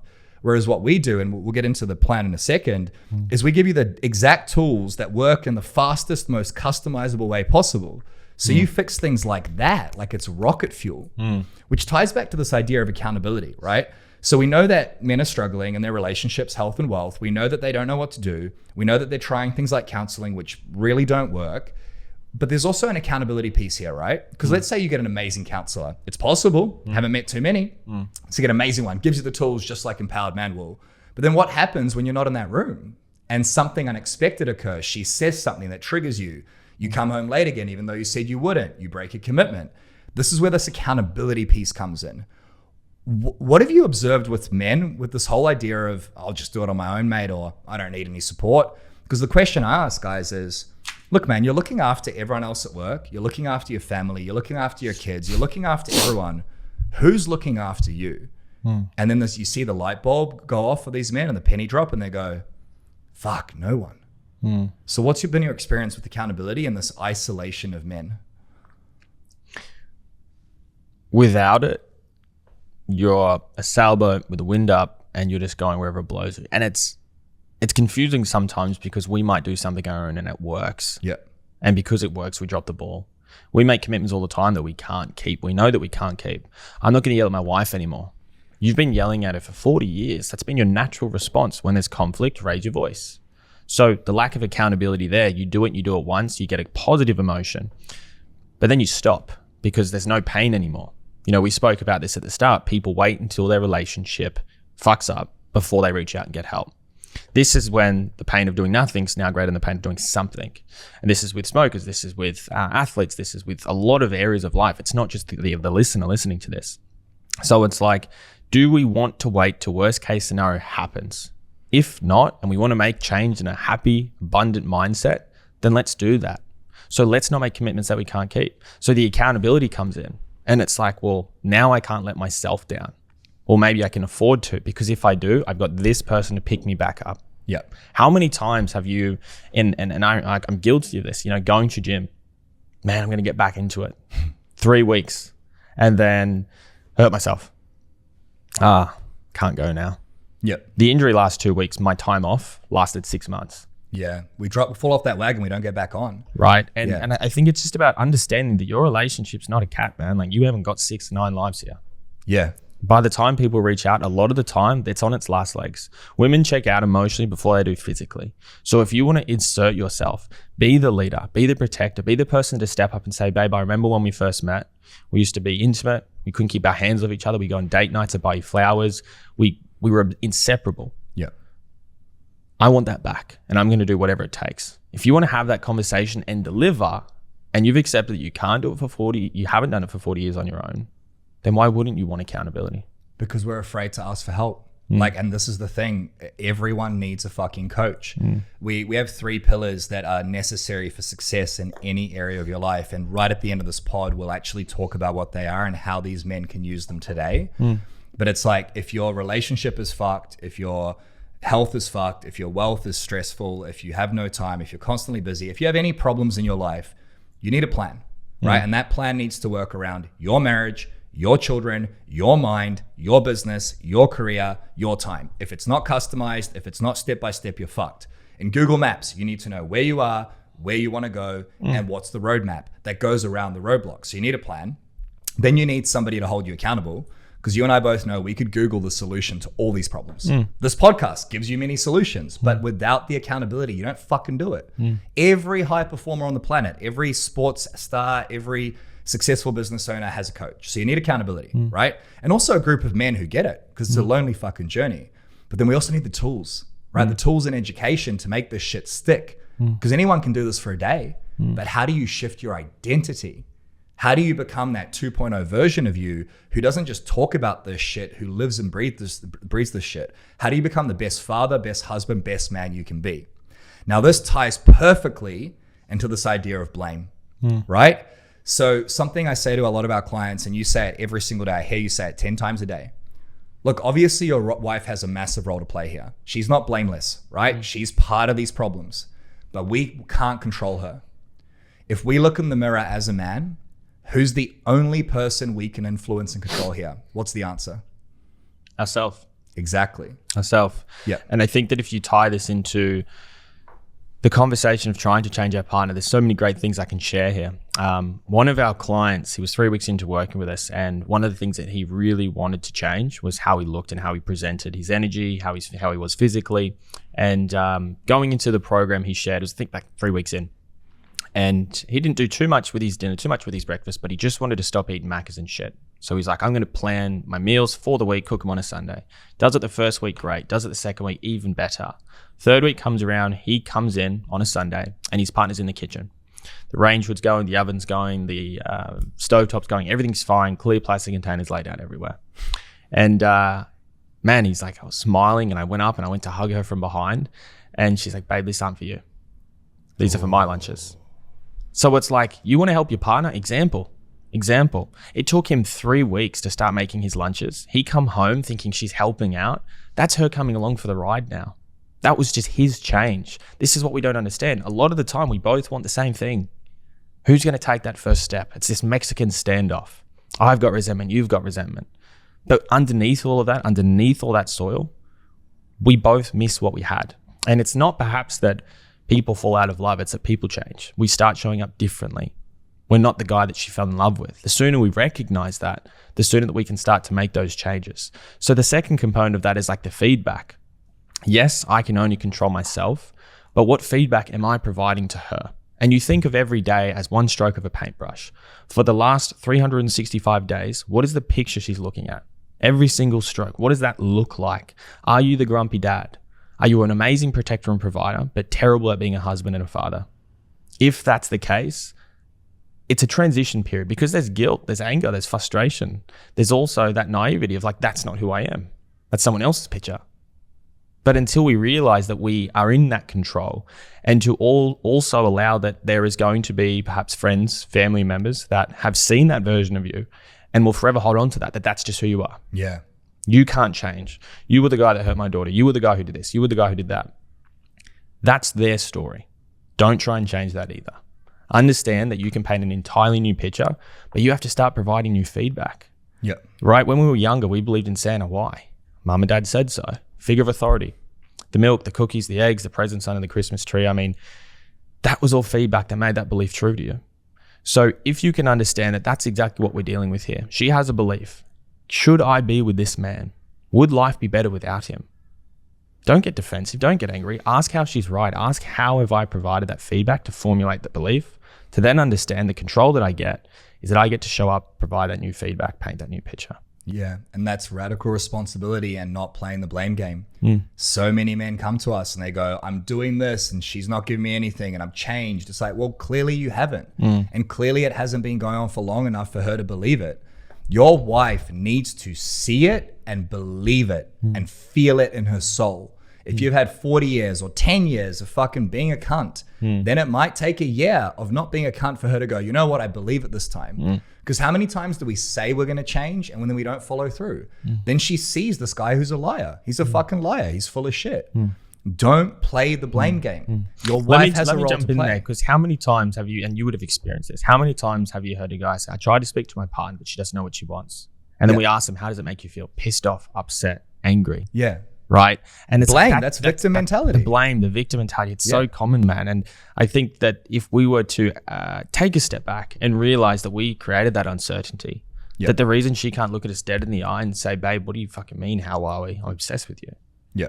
Is because we haven't provided that feedback. Exactly. We've been showing up inconsistently. We said we're going to do things. We dropped the ball. Yep. Wow, he is full of shit. He said he was going to do this last time. He didn't do it. Fool me once, shame on me. Shame on you. Fool me twice, shame on me. There's always going to be hope there, but what is in front of it? It's not just men who wear masks. They wear masks too. Yeah. What are they hanging on to? Because I really want this thing. We really want the same thing. But if I show him hope, the last time I showed him that, he got comfortable. He stopped doing that. And it's like Red Dog, man. I mean, that's you right now. You got that letter on your bed. You've been told, I'm not in love with you. Babe, we need to chat. The sinking stomach feeling. It's like, that's you waiting on the balcony. What does that do to her? She's in this position of power. You're anxious. You're waiting for her to come back around. I feel like I've lost her. She doesn't feel like she's lost you because she knows if she clicks her fingers and says, babe, I'm coming home tonight.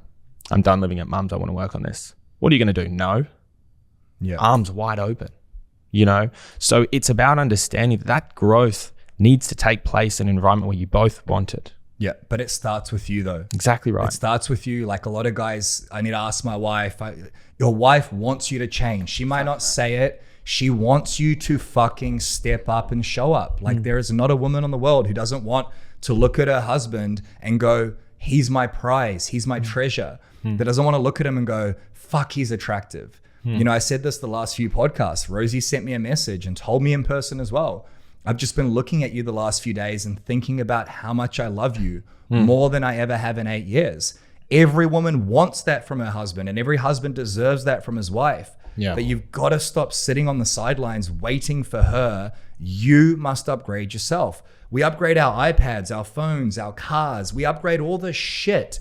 But we don't upgrade the man in the mirror. And this is where the vision comes in. So we have the pain, we have the problems, we have why we can't fix it. Let's say we've done this with thousands of men. You've done this with thousands of men.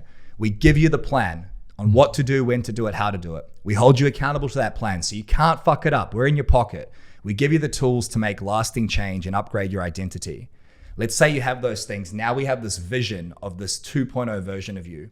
I would love for you to paint the picture from, you know, we did the hypnosis that we used to do for our clients. Yeah. You wake up, you're full of energy. You go to work, you deal with stress. Like, can you paint the picture of how you wake up, how you feel physically in your relationship, in your business, what happens throughout the day, how do you feel in business, how do you feel in terms of stress, how do you feel in terms of power? You come home, your kids see you, how do you feel when your kids see you? How does your wife see you? How do you feel when you look in the mirror? Can you try and paint that picture for me? Because I feel like if you can paint those brush strokes for these men, everyone listening is going to go, I want that and I want it yesterday. Can you paint that picture for me? Like, absolutely. Yeah. Absolutely. So I think this is really about how we start our morning. Yep. You know, when we wake up, are we in a bed by ourselves?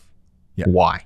Is she across 2 rooms over? Is she living at her mum's? Are we in separate houses? Paint the picture of the vision though. Like you wake up and she's next to you. Like, you know how to do this really fucking well. I've heard you do it with the boys. So like a man's on the phone with you, paint the picture of like, you wake up, she's next to you, she's smiling, like perfect life. What does it look like? Yeah, well, it's the opposite of what we're going through right now. Yep. So instead of waking up being by yourself, it's like, imagine that you did wake up and you rolled over, you took the blankets over, and for 2 seconds, that was the old version of you. Yeah. But then you open your eyes and you see her and she's smiling and fuck, she looks good this morning. You know, I haven't seen that face for so long, man. It's like she's smiling back at you and it's like there's no unresolved argument from the night before. Yeah. It's just total forward. Yeah. Nothing hanging on to, nothing holding us back. Yeah. She's kind of rubbing her eyes. She gives you a kiss on the cheek. She's like, babe, crush it today. Yep. That's support. It's like, wow, amazing. Yeah. You're in the shower. You start playing your favorite song. You're fucking brushing your teeth. You're like, shit, I'm going to get so much done today. You're full of energy. Full of energy, man. And it's like you're on the way to work and like you've got your shit in control. So you're not worrying about finances. You're not worrying about stress. You're not worrying about people not showing up. Boundaries, expectations, everything's in place. Yeah. So you might call in and get your favorite coffee, your favorite food, whatever you want. Get to the job site. How are you showing up? Are you the boss? Are you an employee? How are you showing up? Because you are radiating an energy. And it's like people coming up to you and like, man, what's gotten into you? And that little piece of you that still gets a little bit of attack. You're like, what the fuck is this guy saying? What do you mean? What's gotten into me? And then very quickly it's broken away because like, man, you just look happier. You're different. You feel seen now. You know, you've got people at work acknowledging you, not just at home. It's how you do one, how you do everything, right? Yeah. So then you're at work and it's like, this used to be our safe place, right? Yes, it's chaotic. yes, it's stress, but it was better than home. Yeah. That's why we become obsessed with it. Yeah. But now that's shifted. It's like, man, I want to fucking see my kids. I want to get home and see my wife. Yeah. So when we're on our way home, our problems aren't what's going to happen. It's like, let's not get a speeding fine today. Yeah. You know? It's like, man, when I get in that driveway, I know exactly what's waiting for me. Yeah. You drop your shit at the door, you open that doorknob and the kids are coming up. You got one on the left leg, one on the right leg. And it's just like, this is why I built this. This is why I built this life. It wasn't to come home stressed. It wasn't to come home be angry dad. It was for that little tiny moment right there to open that front door and have what I've built appreciate me, respect me, and acknowledge me. You come over to your partner and she's smiling at you in the kitchen. She's cooking your favorite meal because you're a little suck ass and you maybe gave her a best kiss in the morning, whatever the story is, right? It's like, then you look in the mirror and you've got someone you recognize. You know, we spoke at the start about these trophies, confidence, consistency, the vehicles. And you walk past that trophy cabinet and you're starting to see that cabinet's getting bigger and bigger and bigger, because growth is not this thing that we hit and we stop. It's compounding. You achieve more and more of it. Momentum's a blissful thing. Once you get going, very hard to stop that. Yep. Sure, you'll hit roadblocks along the way, but because you now have these tools, they're roadblocks and they're not setbacks. You just hop over it, right? So as you can kind of see yourself in this mirror and it's like, maybe you just look physically better. Maybe you've put on more muscle. Maybe you've lost weight. And it's like you're standing in that mirror and you're obsessed with what's looking back at you. Not happy, not just okay. You're obsessed. And that obsession comes with the hard work that you've done to build that guy. That's where the obsession comes from. Now imagine that you're standing in front of that mirror. And as you're smiling, you see your wife. She comes up and stands to your right. And the kids, they're still on your legs. They haven't let go. And as they're staring back, they look at you and they smile. And they're smiling because they're proud of you. They're smiling because the man that you chose to become. Because you could have went the other fucking way. And that's what we all need to remember, because that's the path a lot of us are on. That's that big scroll of shit that we're not unaware of that we're doing that is making that go that way. So we see that smiling and that appreciation. And again, it's like this encapsulating feeling.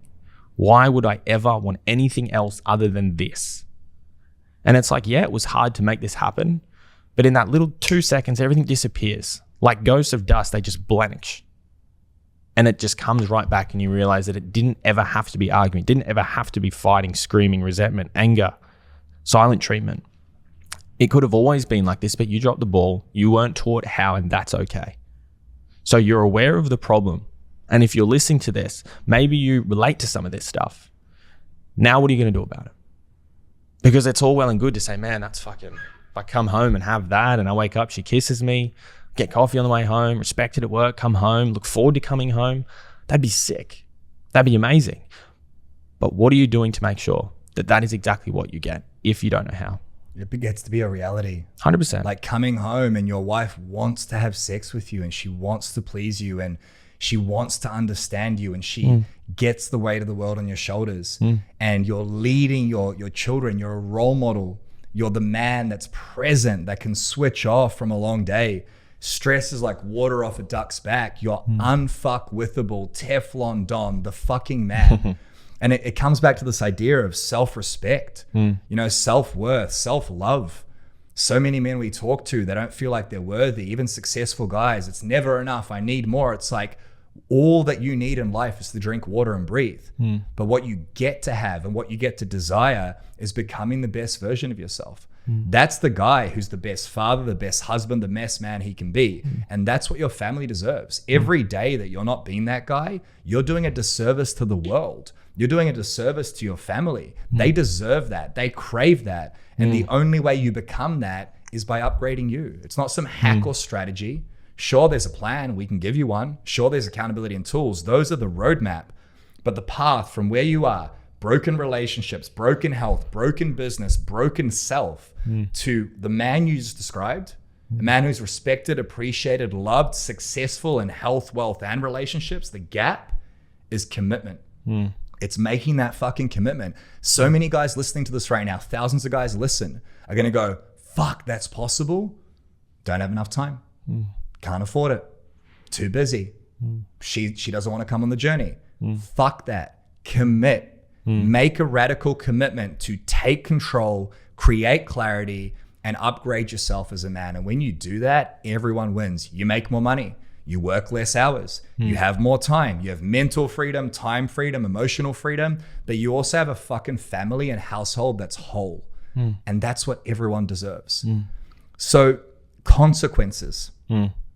This is where I am. This is where I want to go. I need a path. I need a roadmap. I need a plan. I need accountability. I need tools. And then I've got to commit. That's scary. Right? The pain of change is scary. There's the pain of doing something, but there's also the pain of not doing something. Most men wait until they have a heart attack, their wife leaves, they have a mental breakdown before they change. What's the worst case scenario here for a man listening who doesn't fucking go on this journey? What's the worst case? I think everyone's worst case scenario is different, but it's about getting crystal clear on what that looks like. What do you hear every day from men? I think the most common one, surface level, the conversation we have, this is their response. Oh, well, you know, divorce could happen. Or things will just stay the same. Or things would just stay the same. Yeah, that's another one. And it's like sometimes just by being asked the question and going a little bit deeper, you break that basement of rock bottom that we were talking about, and you figure out it can get a lot worse than what you think. What does that look like? Divorce. Okay, well, what does divorce mean for you? Oh, well, I guess I wouldn't. And they pause. And you can see mentally it just fast tracks them. Yeah. They go there. They visit that place. They continue talking. I guess I wouldn't be able to see my kids. What does that mean? What does that mean? You know? And it's like, oh, well, you know, I grew up and I also was raised in a broken family and it fucked me up a little bit. Fucked you up? Oh, well, you know, I think a lot of the stuff that I've done that's put me in this position is a result of me not having them together. I was never taught how. That's why they don't know. So it's like you're creating that for your children now. You want to grow up, you want to have grandkids, right? What if you don't have that? Wow, massive. And we don't make these big, long connections because we don't want to think that far ahead. We don't want to get that crystal clear on circumstances and what that means. Doesn't mean that when you hear divorce, you think your partner leaving you. You don't consider your partner going to another man's house and getting from that man exactly what you could have given her. And you see her smiling and you see her happy and maybe she posts a photo and you pretend you didn't see it when your mates asked, but you did. And it's like, that's the naivety. It's like, that could have been me. Yeah. And I'll tell you, man, like we've spoke to clients, as you know, that we can't help because they're already way down here. If I could give them one superpower, I know exactly what it would be, to go back to where a lot of the other guys who do are and redo it. Yeah. Not convince themselves they can do it on their own. Not roll the dice. Not act like they've got 9 chances at this and just get it right the first time. Yeah. Take that radical responsibility. Yeah. Because as we said, that guy who ends up there, he doesn't plan there. He doesn't plan to be there. Yeah. It's actually quite the opposite. It's he didn't plan to not be there. Yeah. So cost of inaction. They talk about losing their partner. They talk about how it affects their kids. I mean, they're not even looking after themselves at the moment when it comes to physical, mental, and diet and everything and sleep. So when I ask them that final question, what does that mean for you though? And then again, there's a pause. And it's like, fuck. Yeah, well, I guess what I'm doing at the moment, I'm doing all this for my family, for my kids. And if they weren't around, then, and they never say it, but what they're really trying to say is, well, I have nothing to live for. Yeah. And that's a rock bottom place to be, man.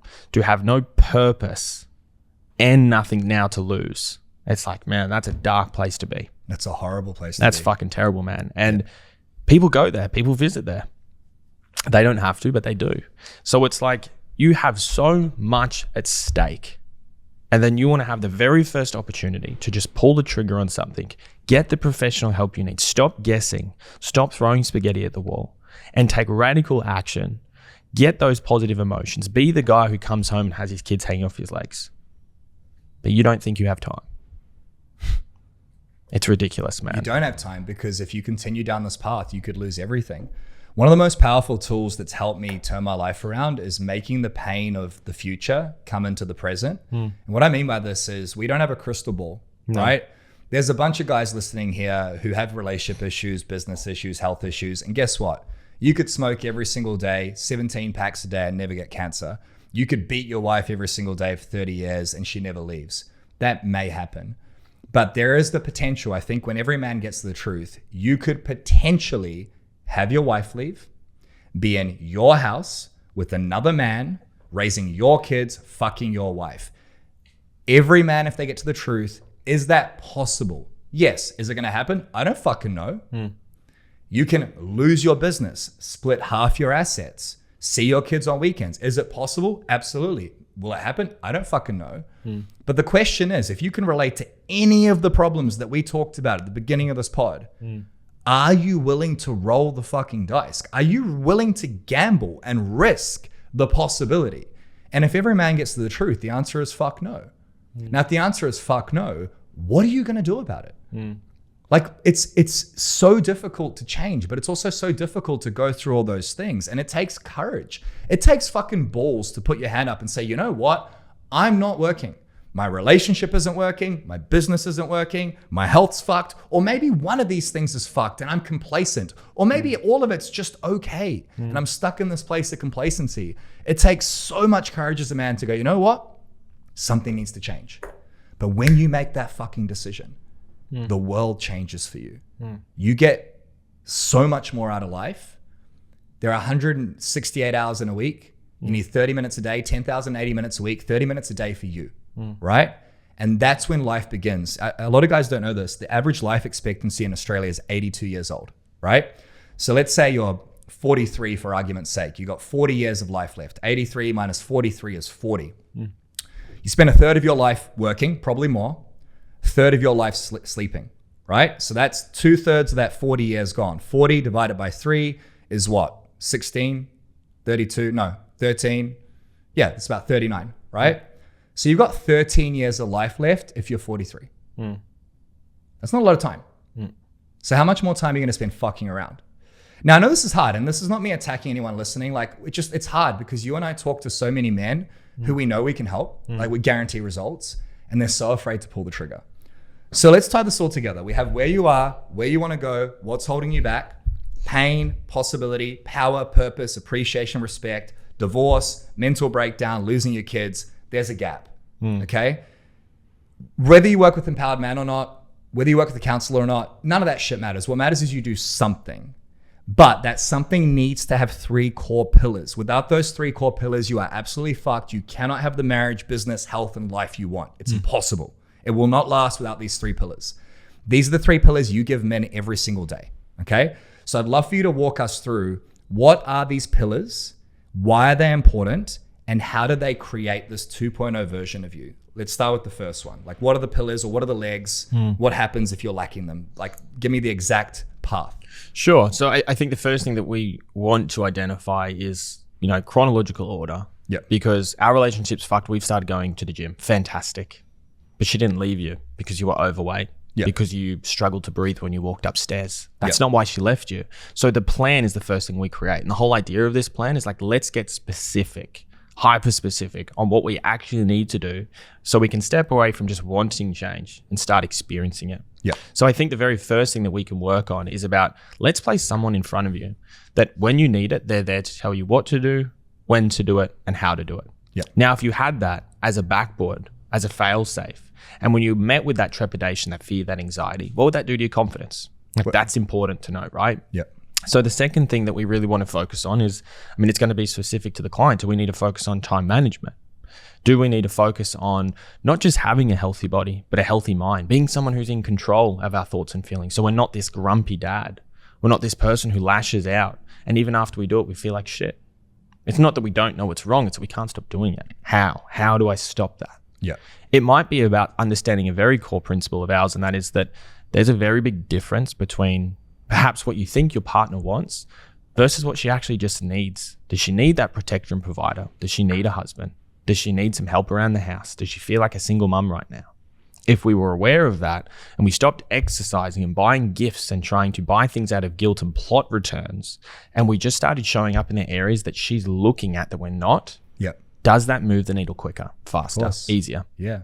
So that's super important for us. Now, what the big realization for our clients is, and this happens very quickly, is as they go through this, they see their connection start to fix. And it could be something as little as moving back into the same room together. It could be something as little as coming up to her and saying to you, hey, you know, babe, I know we've been on the rocks lately, but I can see how hard you're working on us at the moment. I just want to say I really appreciate that. Yep. Holy shit. Fuck, man. Like, then step 2 and 3 and 4 comes around like we spoke, and it's like you're gunning for that. You're not sitting on your hands. It's like, give me more. I want to have more of what I just encountered. Now we stack all of this up and we understand that, yes, a plan's great, but we've been great at things before for a week, for 2 weeks, for 3. Then we drop the ball.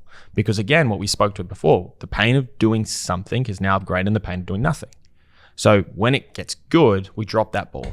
We stop being consistent in those areas. Now we're sending the message, we're full of shit. Now we're sending the message, here we go again. So this is why the accountability, which is the second thing that we focus on, is so, so important. Without it, it's essentially like rubbing you on the back, crossing my fingers for you and saying, good luck to you, man. Here's the plan, figure it out.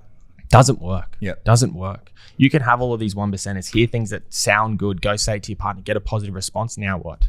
What's next? Yeah. You need that accountability. So I think based on a lot of the guys, I can give some examples here. There's a few people that I always love to put people in touch with. Now, number one is always our psychotherapist. And I think what a psychotherapist does is so crucial to the growth stages of this. Not just dealing with what we know, not what we know we don't know, but what we don't know we don't know. Yeah. If we things can, that you're not even aware of. Yeah. they're the blind spots, right? Yeah. So we can get crystal clear on that and understand, if we could identify what that root problem was and pull it out by the roots instead of these band-aids that we've been working with. Hence why when it's good, it's good. When it's bad, it's bad. The band-aid keeps falling off. If we could pull that out by the root cause and it disappears altogether, inevitably, how much better does that relationship get? How much better does she feel because we're not showing up as that guy that pisses her off, upsets her, makes her feel unsafe? Yeah. So that's important. It's then important that we then focus on the person, the man in the mirror. So whether that be physically, whether that be mentally, whether it be putting him in touch with our personal trainer, our nutritionist, there's all of these areas where we get to start taking care of ourselves like we're someone that we care about. Yeah. And having an expert in each of those areas. Exactly right. So it's like you have this plan. It's like, this is what you do. This is when you do it. This is how you do it. All you now have to do, it's like a recipe, right? If you follow the recipe, the cake gets made. Yeah. If you try and freestyle a fucking cake, I don't know about you, it's going to melt everywhere. So we have this recipe, which is custom to you. Then we have accountability, where you've got nutrition coach, mindset coach, psychotherapist, personal trainer, business coach who's built a multiple 8-figure business. Yeah. So now you've got this plan that's customized to you, and whatever you decide to do, you need a plan.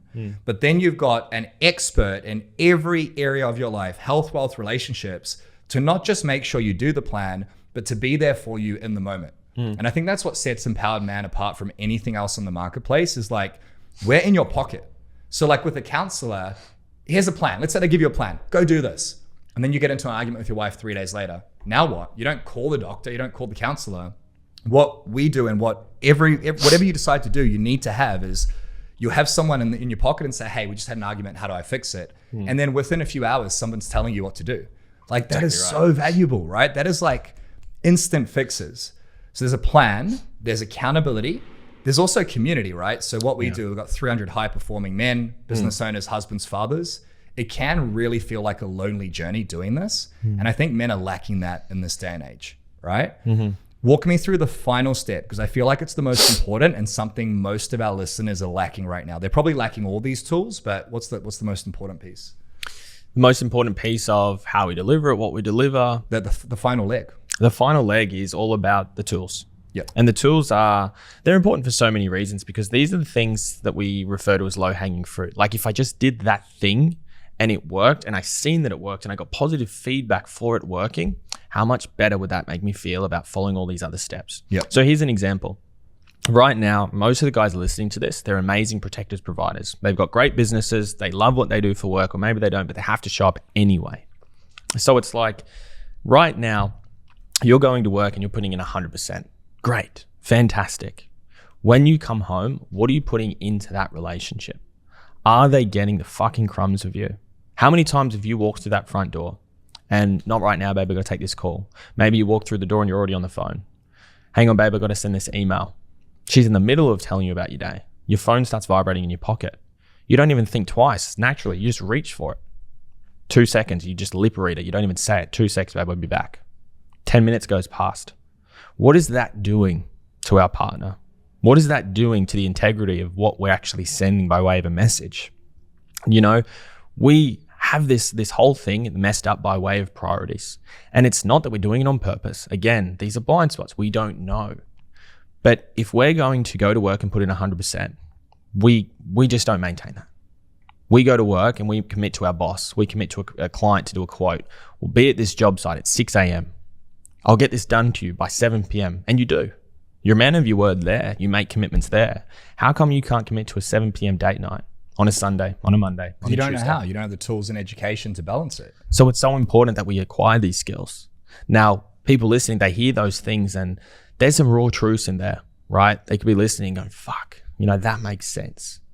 But that's two things, man. Like how much other stuff is not in your awareness that if it was, would allow you to show up differently. This is what tools are. Now, without tools, you're an electrician, you're at a job site, PowerPoint in front of you, fix it. Okay, I'll give it my best shot. I'm only an apprentice, first down the job. I take your tool bag away from you and I'm standing here like, go, fix it. What are you doing? You stick your finger in the socket and Right? fucking die. What do you mean? What do you mean fix it? You just took my tools away. But here we are in a relationship with no tools, no plan, no accountability, wondering why we're on this hamster wheel, wondering why we can't experience change, wondering why we feel like we've tried everything because we have nothing that actually yields that result. Lasting result as well. Like anyone can change for a day, a week, or a month, or a year.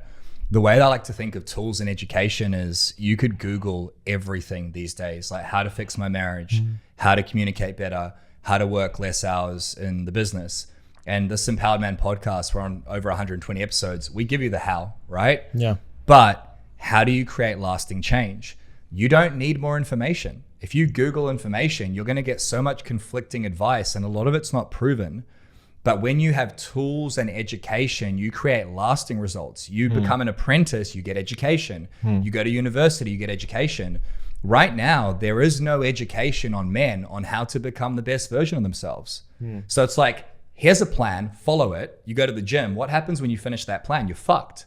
So it's like you have the plan, you have someone holding you accountable to the plan, but while you've got that accountability and that plan that's customized to you to have a better marriage, to have a better life, here's also the education on how to build your own plan.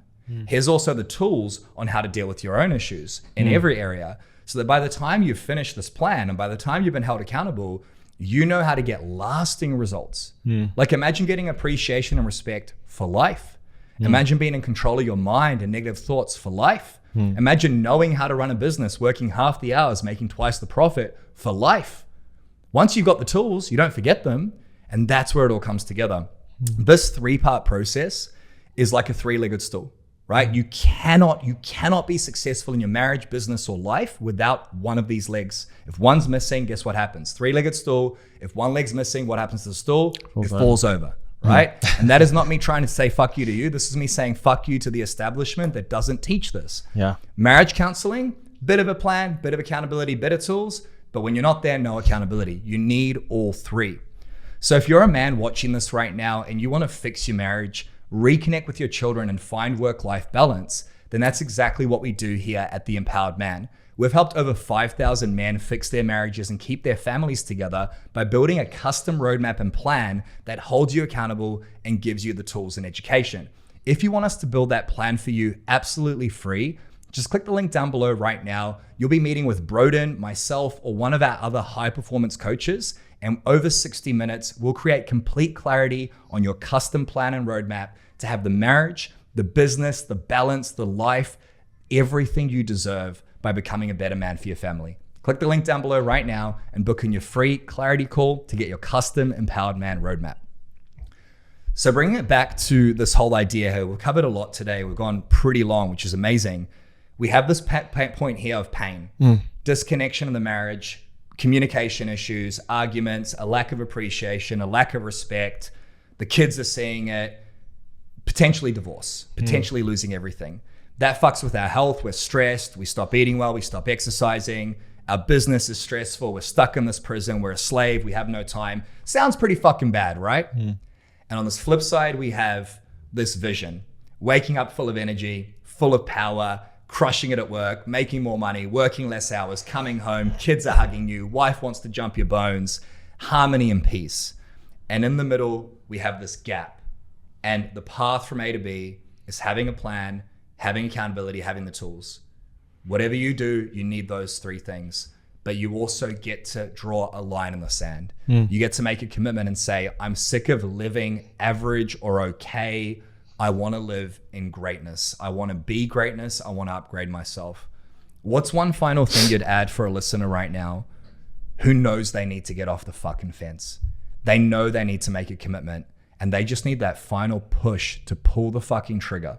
What would you say to that man listening right now, based on the thousands of men you've heard, some of them who have lost everything? What would you say to that man to pull the trigger? I think I said this earlier today, life can be hard, but you don't need to make it hell. And we make it hell by listening to a podcast like this, and you're behind the screen and it's like, all of this makes sense. But then what do we do after this, right? Like there's a link somewhere. You can quite literally take a step with nothing to lose. Doesn't cost you a cent. It costs you time and commitment. But you can also do nothing. You can get to the end of this video, put your phone down, go to your mates, go to the pub, right? Because we do this all the time. We know that we should stop drinking, that we should drink less. We know that we shouldn't be doing X. We know that we shouldn't be doing Y, and we shouldn't be doing Z. And a lot of the time, it's in the shower. We have these moments of clarity. I'm not going to do this today. I'm not going to do that. But we do. So don't delay this. You have nothing to lose. The answers are and can be in front of you. You just have to take action. And if you don't, that's a cost. There's a cost for not taking action here. And you won't pay the reward for that or pay the price for that yet, but it is coming and it will come. It's not a quality of life to live this out. If there is someone that is watching this and they are in a position where they're not appreciated, they're not respected, they're not desired, they deserve all three of those things as an absolute bare minimum. And if you are not okay with not having them, you have become comfortably numb. You are okay with not having with what you deserve. That is you looking through the lens of the life that has put you here. You could go up to someone who has a drug addict, right? 50, 20 years, ice, every single day. They did whatever it takes. And then there's the version of that guy who, he recovered. He's on the other side of it, free for 20 years.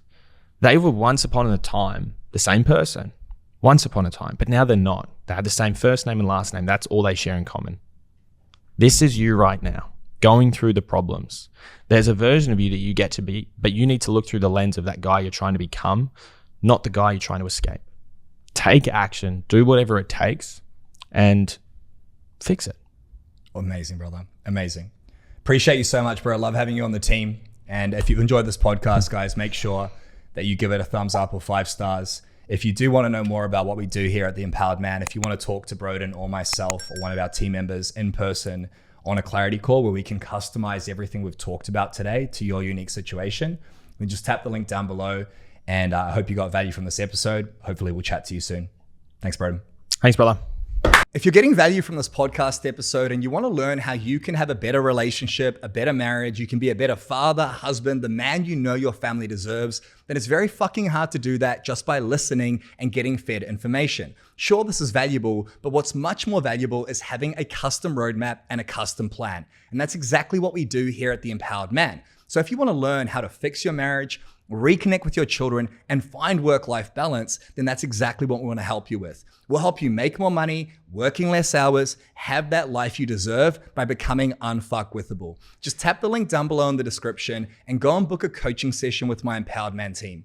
On that session, we'll build your custom Empowered Man roadmap to fix your marriage, reconnect with your children, find work-life balance, and have the life you deserve. Click the link down below right now.